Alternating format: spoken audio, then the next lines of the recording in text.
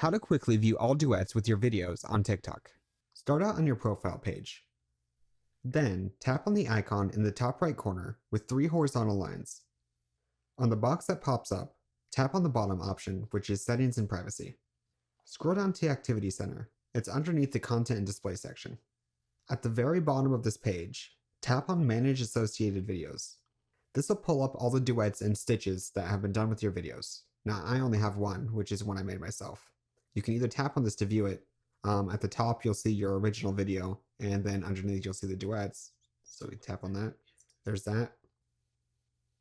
If you want to delete someone else's duet, you can also tap on this little button here and tap Remove All. But keep in mind, this will also delete your original video as well. So be careful when doing that.